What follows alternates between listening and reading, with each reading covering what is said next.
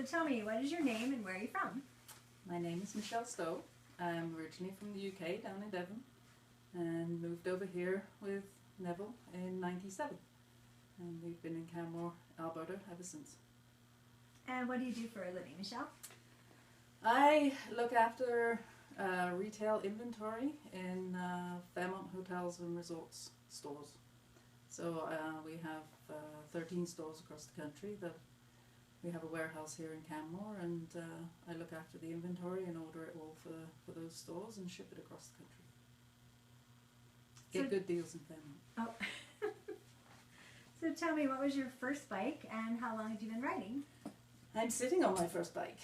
Nice. This is my first bike, and we decided in HU Nacusp in 2012, me and my friend Carol, we both rode there on the back of our husbands, and we decided at HU that next year in 2013, no, actually it was 2011 we decided that, and it was 2012 that me and Carol both rode our bikes, and I had passed my test for 1 week, and we rode out to Nacusp. But previously to that, I'd spent 20 years riding pillion on the back of Neville. So when you had your license for 1 week, how far was the place you went to? What is it I to don't know this Nacusp? area. 800, 900 kilometers? Yeah, I guess. 700. Not the way I go. Yeah. That's awesome. Yeah, and I rode there on Twiggy, so it wasn't on this bike that I rode there. It was on Neville's DR650. Nice. All right. So does any one experience stand out most, and if so, why? I thought I'd been thinking about that. You've been asking other people, and I was like, oh, what is it? Well, last year we rode up to the Yukon. It was my first solo 2-week holiday trip, and I don't know why this sticks out in my mind, but it does. Anyway, on the way back we were riding down Cassiar, and it was a really, really wet day, and we got to Mesiarden Junction, and we thought, okay, well, we got a few choices ahead of us. We either go straight ahead to Stewart, and that looked really black and wet. We were either going to stay at the junction and take the campsite there, which again was wet, or there was the opportunity of not putting the tent up that night and heading to Smithers and getting a motel. Well, we were riding for, we had ridden down the whole way of the Cassiar, which was probably about 6 hours at the time, and the motel room took my I love that idea. So off I took like a scolded cat down the rest of the Cassiar Junction, or down the Cassiar Highway.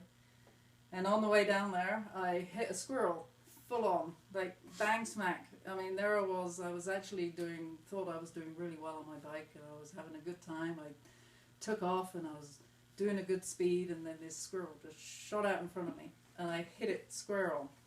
And it was just, there was nothing I could do about it. But I guess it's just one of those things that you think, well, I was having a really good moment on my bike, and all of a sudden this squirrel just shot out in front of me. I don't know why that sticks out in my mind, but it does.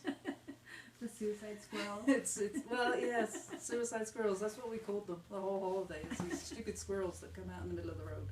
They'd do one of these, and then they'd shoot off in that direction. You didn't know which way they were going to go. So tell me, what is one valuable lesson that riding motorcycles has taught you about life in general? I guess it's the, it's you and the bike, and it's just you and the bike when you're riding it. But like other people have said, it's the family. It's it's knowing that you've got all these people around you that you either know or you don't know, and everybody's out there for each other. If you see a motorbike broken down on the side of the road, somebody will stop, and it's knowing that if I was out on my own,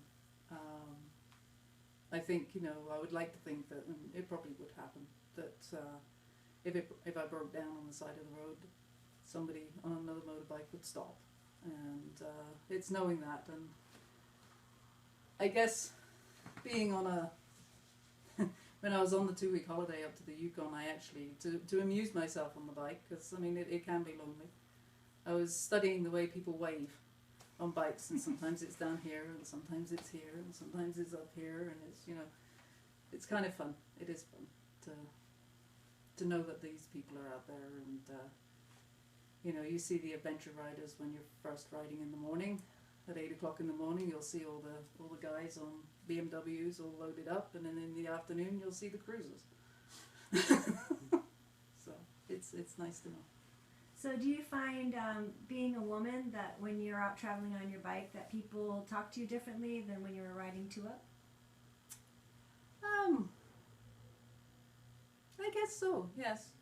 You know, they do, you know, I mean, you know, you still, being a pillion, you're still obviously part of, you know, that group or that scene or whatever it is that you'd like to call it, but actually riding the bike, it's different. You know, I don't know how it's different, but it is. It's just, you know, slightly more, I don't know, respect maybe, I don't know. It's hard to pinpoint what that is, but yeah, you do. I agree with that too. Is there anything else you'd like to add? No, I don't think so. No, I think that's it. It's just you know, I've been riding for 2 years, and it's been a fun time, and I'm looking forward to the rest of it. Well, I appreciate you taking the time, and safe travels. And thank you.